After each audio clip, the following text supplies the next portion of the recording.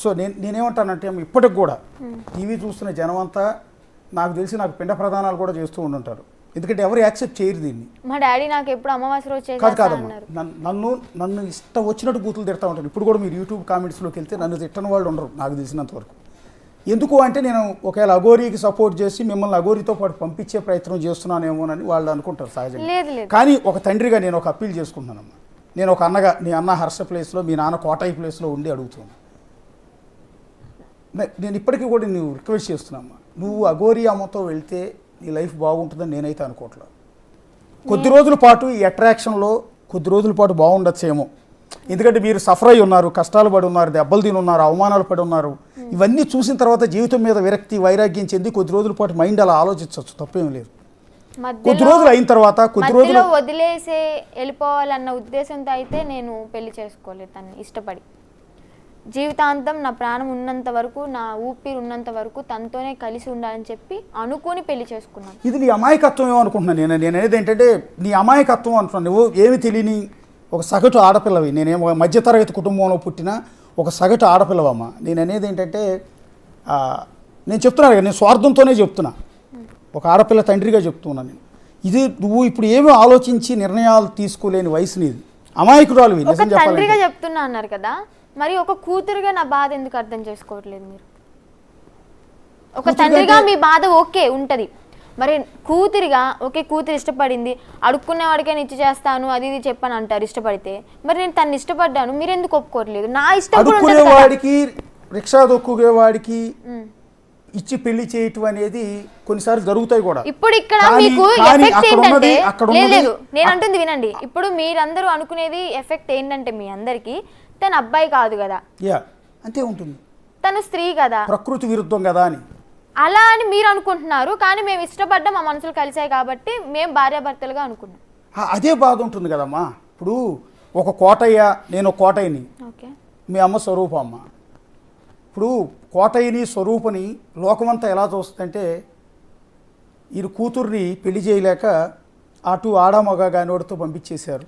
అలా అనే వాళ్ళకి నేను ఒకటే చెప్తాను, మా అమ్మ నాన్న పంపించలేదు, నా ఇష్టపూర్వకంగా వచ్చాను, మీరు దయచేసి మా పేరెంట్స్ని అనొద్దు.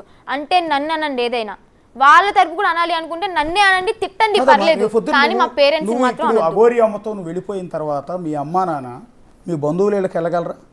ఊళ్ళో మంగళగిరిలో ఫంక్షన్ జరిగింది, మంగళగిరిలో ఫంక్షన్ జరిగింది, ఆ ఫంక్షన్కి అటెండ్ అవ్వగలరా?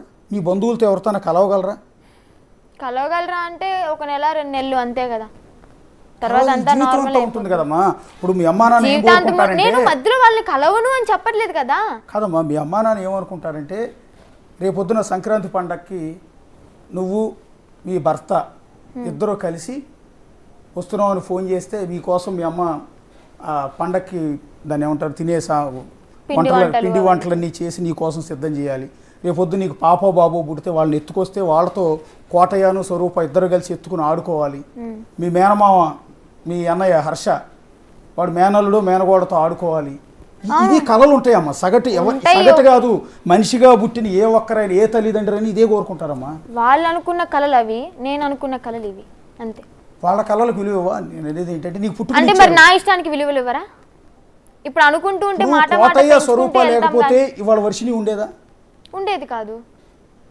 కానీ ఓకే కన్నారు, ఉంటది ఉండదు అని కాదు, కన్నారు, పెంచారు, మంచి బాగులు అన్నీ చూశారు. కానీ నా ఇష్టం అనేది ఒక ఏజ్లో నాకు ఇష్టం అనేది పెరుగుతుంది. నా మనస్ఫూర్తిగా నేను ఒకరిని ఇష్టపడి పెళ్లి చేసుకోవాలని చెప్పి నాకు ఉంటుంది. అలాగే నాకు అనిపించింది, తనే కరెక్ట్ అనుకున్నాను, అందుకే తన్నే పెళ్లి చేసుకున్నాను. తన తప్ప ఇంకెవరు వద్దు నాకు అంటున్నాను. జీవితంలో తను ఒక్కడు చాలు. ఒక సంవత్సరం తర్వాత మీ ఆలోచన మారచ్చు కదా? మారదని మీరు చెప్పలేరమ్మా. మారదు. ఇదిగో మీకు ఎదురుగా ప్రత్యక్ష సాక్షి నేనున్నా. ఓకే, ఇదే మారితే మళ్ళీ ఇదే బిగ్ టీవీకి వచ్చి ఇంటర్వ్యూ ఇస్తాను, ఓకేనా? కాదమ్మా, నేను అనేది అట్లా కాదు. నేను గుర్తుపెట్టుకు, నేను ఇక్కడ బిగ్ టీవీ తరపున హోస్ట్గా నేను అడగట్లేదమ్మా. ఓకే చెప్పండి. నీ అన్నగానే అడుగుతున్నా, లేదా నీ తండ్రిగా అడుగుతున్నా. నేను కూడా 23 ఏళ్ళు నా వయసు ఉన్నప్పుడు, 22-23 ఏళ్ళప్పుడు నేను హైదరాబాద్ వచ్చా బతకడానికి. అక్కడ నుంచే మీ పక్కన గుడివాడ నాది, ఇది మంగళగిరి, నాది గుడివాడ. అక్కడ నుంచి ఇక్కడికి వచ్చినప్పుడు నేను అనుకున్నాను, ఈ దరిద్రాలు, ఈ లోకాలు, ఈ పడుతున్న కష్టాలు, ఈ క్రైమ్ రిపోర్టర్గా ఫీల్డ్లోకి వెళ్ళి వాడి చావు, పెళ్ళాన్ని చంపేసిన మొగుడు, మూడుని చంపేసిన పెళ్ళం, ఇవన్నీ చూసి విడాకులు, కొట్టుకోటలు, ఈ దరిద్రం అంతా చూసి ఇవన్నీ వద్దు నాకు, బ్యాచులర్గా ఆ జన్మ బ్రహ్మచారిగా ఉండిపోదాం, అప్పుడు హ్యాపీగా ఉంటుంది కదా లైఫ్ అని అనుకున్నా. కానీ అవలే ఆ తర్వాత ఉండలే. నాకు కొన్ని ఫిజికల్ నీడ్స్ ఉంటాయి, నాకు కొన్ని ఇది ఉంటుంది, ప్రకృతి ధర్మం. సో నేను 28, 29 ఏళ్ళకి అప్పటికే లేట్ అయిపోయింది బాగా. పెళ్లి చేసుకున్నాను, 2 పిల్లల్ని కన్నా. ఇవాళ నాకు బంగారం లాంటి కొడుకు, కూతురు, నీలాంటి కూతురు. హ్యాపీగా ఉంది నా లైఫ్. నేను ఆ రోజు నీలాగే నా ఆలోచన అంతా అలాగే ఉండేది. ఎవడన్నా పెళ్లికి వెళ్తే వాడిని ఇట్లాగే కౌన్సిలింగ్ చేసేవాడిని, ఎందుకురా పెళ్లి చేసుకుంటావు దరిద్రం అని, హ్యాపీగా ఉండొచ్చు కదా అని. అలా చెప్పిన వాడిని వాళ్ళ 2 పిల్లల్ని కన్నాను. నా లైఫ్ హ్యాపీగా ఉంది, బంగారం లాంటి భార్య, 2 పిల్లలు. నా లైఫ్ ఇప్పుడు నేను ఎప్పుడెప్పుడు ఇంటికి వెళ్తానా అని ఎదురు చూస్తాను. నేను నా భార్య పిల్లలతో ఎప్పుడు కాసేపు కూర్చుంటాను, షిఫ్ట్ అయిపోయి వెళ్ళిపోతానా అని ఎదురు చూస్తా. అది నా లైఫ్. అంటే నా ఆలోచన మారిపోయింది కదా. నేను నీకన్నా కాస్త మెచ్యూర్డ్ అని అనుకుంటున్నావు కదా, వయసులోను ఇంకో విధంగాను.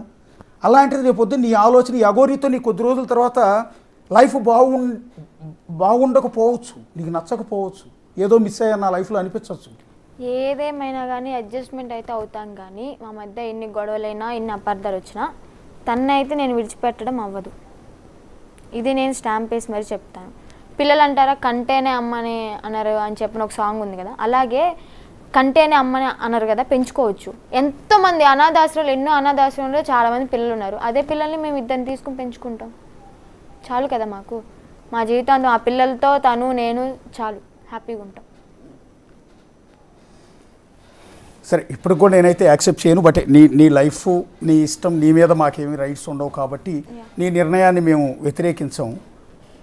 కానీ నేనేమంటానంటే, ఇంతలా అఘోరి అంటే ఎందుకు అంత ఇష్టం నీకు అని, నేనేది ఎందుకు, ఏమి నచ్చింది, ఎన్ని రోజులు పరిచయం మీకు ఆయనకి అసలు? ఎందుకు అంటే చెప్పలేను, కానీ చాలా ఇష్టపడ్డాను. నా మనసుకి నచ్చేసారు అంతే. నా మైండ్కి కాదు, నా మనసుకే నచ్చేసారు. అంటే ఎక్కడమ్మా ఇప్పుడు మీకు? అంటే నేను ఒకటే చెప్తాను, మనిషిని ప్రేమిస్తే మట్టిలో కలిసిపోయేంత వరకే, లేదా ఇంకో మనిషి వచ్చేంత వరకే. అదే మనసు కలిసి ప్రేమిస్తే అది ప్రాణం పోయేంత వరకు ఉంటుంది ఆ బంధం. అలాగే మేము మనసుతో ప్రేమించుకుంటున్నాం కాబట్టి మా బంధం ప్రాణం పోయేంత వరకు ఇలాగే ఉండాలని చెప్పి కోరుకుంటున్నాను. లోకంలో అట్లా లేదమ్మా. ఓకే, మేము చట్టబద్ధంగా వెళ్తాము, ఉంటే నువ్వు అనుకుంటున్నట్టు ఒకరితోనే ప్రేమ అనేది లేదు. వాళ్ళు ఒకళ్ళని పెళ్లి చేసుకుంటున్నారు, ఒక మగవాడు 4-5 ఎఫ్ఐఆర్ పెట్టుకుంటున్నాడు. అట్లాగే లేదు, ఇవన్నీ చాలా మందిని మెయింటైన్ చేస్తున్నావు, చాలా ఫ్యామిలీ. నువ్వు అనుకున్నట్టు ఒకళ్ళతో ప్రేమ ఉన్నట్లే ఈ రోజుల్లో. నేను ఆడవాళ్ళ కోణంలోంచి అంటలేదు కానీ మగవాళ్ళ కోణంలోంచి అంటున్నా. పైకి శ్రీరామచంద్రుడిలా కబుర్లు చెప్తారు కానీ 4-5 మెయింటైన్ చేస్తున్నారమ్మా ఇల్లీగల్గానే. సో ఒకళ్ళతో ప్రేమ అనేది ఎక్కడ ఉండట్లేదమ్మా. నేను అంటున్నది ఏంటంటే, నువ్వు అన్నది అది నిజం కాదేమో అనిపిస్తుంది నాకు. అది ఏమో నాకైతే నిజం, మేమైతే నమ్మాము, ఒకరినొకరు ఇష్టపడ్డాము. ఇప్పుడు ఈ అఘోరి అమ్మ మీ ఇంటికి వచ్చినప్పుడే పరిచయం, 4 రోజుల పాటు మీ ఇంట్లో ఉన్నారు. జనసేన పార్టీ ఆఫీస్ దగ్గరికి వెళ్ళి ఆయన ఆ రోజు ప్రొటెస్ట్ చేసినప్పుడు పోలీసులు తీసుకెళ్లిపోయారు. కారు ఏదో రిపేర్ వస్తే మంగళగిరిలో సర్వీస్ సెంటర్కి ఇచ్చారు. ఆ రోజు అక్కడ గొడవ కూడా అయింది. మీడియా వాళ్ళు వెళ్ళి వీడియోలు తీస్తుంటే వాళ్ళని కొట్టడానికి కూడా వచ్చారు ఆయన. ఆ రోజేనా? అప్పుడేనా పరిచయం? ఆ రోజు పరిచయం. అప్పటి నుంచి అంతకుముందు మీకు తెలియదు? వీడియోస్ చూసేదాన్ని నార్మల్గా, అంతకుముందు తెలిసేది. డైరెక్ట్గా కలలేదు కానీ వీడియోస్ చూసేదాన్ని. అప్పుడు మీ ఇంటికి తీసుకెళ్లారు అంటే ఆమె అడిగి మంగళగిరి వచ్చి అక్కడ పోలీసులతో గొడవ అయినప్పుడు ఇంటికి తీసుకొచ్చాం. అంటే విష్ణు తీసుకొచ్చాడా, మీరు తీసుకెళ్లారా? అది ఫస్ట్ విష్ణు అన్నయ్యకే. ఫస్ట్ గొడవ అయినప్పుడేమో విష్ణు అన్నయ్య నెంబర్ తీసుకొని ఓకే ఆమె వెళ్ళిపోయినప్పుడు మాట్లాడుతూ ఉండాడు. ఆ గొడవ అయిన నెల తర్వాత ఆమె మళ్ళీ సడన్గా టోల్గేట్ దగ్గర, మంగళగిరి టోల్గేట్ దగ్గర కార్ రిపేర్ వచ్చి ఆగిపోయింది. అప్పుడు విష్ణు అన్నయ్య సూర్యాపేటలో ఉన్నాడు. విష్ణు అన్నయ్య నాకు కాల్ చేసి, అప్పుడు నేను యాంకరింగ్ చేస్తున్నా, Jan 9th ఆ రోజు కాల్ చేసి, నేను ఒక రెస్టారెంట్లో తింటున్నా, అఘోరమ్మ కారు ఆగిపోయింది అక్కడ, వెళ్ళిపో అర్జెంటుగా వెళ్ళి అంటే ఇంకా రెస్టారెంట్ నుంచి నేను మా హర్షన్నయ్య టోల్గేట్ దగ్గరికి వెళ్ళి ఆమె కార్ రిపేర్ ఏదో ఉంటే సైడ్కి పార్కింగ్ చేసి, నైట్ అయిపోయింది కదమ్మా ఇంటికి రండి అని చెప్పంటే విష్ణు అన్నయ్య కూడా ఒక మా ఇంటికి తీసుకెళ్ళని చెప్పని అనడం జరిగింది. వాళ్ళ ఇంటికి తీసుకెళ్ళాము, అక్కడ ఉన్నారు 1 వీక్, తర్వాత వెళ్ళిపోయారు. మళ్ళీ తర్వాత 1 వీక్ తర్వాత వచ్చారు. అప్పటి నుంచి ఇంకా కాంటాక్ట్లో ఉండడం అలా జరిగింది. ఆ రోజు కనుక విష్ణు ఫోన్ చేసి అఘోరి అమ్మ దగ్గరికి వెళ్ళి తీసుకురా అని చెప్పకపోయి ఉంటే నీ లైఫ్ వేరుగా ఉండేది. ఇప్పటికీ విష్ణు అన్న దగ్గర దెబ్బలు తింటూ ఉండేదాన్నేమో, అదే నా జీవితం అయిపోయేదేమో. ఈమె వచ్చింది కాబట్టి నా లైఫ్ ఇంత హ్యాపీగా చేంజ్ అయిందేమో, నేనైతే అదే అనుకుంటాను. ఓకే, ఒక నరకం నుంచి బయటపడ్డానని నేను అనుకుంటాను. ఈ కోణంలోంచి ఈ పాయింట్ ఆలోచిస్తే నేను 100% యాక్సెప్ట్ చేయాల్సింది. ఎందుకంటే మీరు అన్నారు ఆ పాయింట్ చూసారా, ఇది ఒకవేళ అఘోరి పరిచయం కాకపోయి ఉంటే ఈ రోజు కూడా విష్ణు చేతిలో దెబ్బలు తింటాను, తినాల్సి తన కాళ్ళకి తను చెప్పిన మాట వినేదాన్నేమో. అది అన్నాడు కదా మీడియా డైరెక్ట్ మా అమ్మల ముందే అన్నాడు, నా కాళ్ళ కింద బతకాలి, చస్తే అది నా చేతిలోనే చావాలి. అంటే చంపే హక్కు కూడా ఇచ్చారా? మా అమ్మ నాన్నకే లేదు హక్కు, తనకి ఎలా ఇస్తాను నేను? ఇప్పటికైనా విష్ణు మిమ్మల్ని వదిలిపెట్టేస్తాడన్న నమ్మకం ఉందా మీకు? వదిలిపెట్టాలి 100%. వదిలిపెట్టకపోతే నేను ఊరుకోను. ఏమో మొన్నట్లాగా మళ్ళీ వచ్చి ఈడ్చుకురావచ్చా మిమ్మల్ని? అస్సలు లేదు.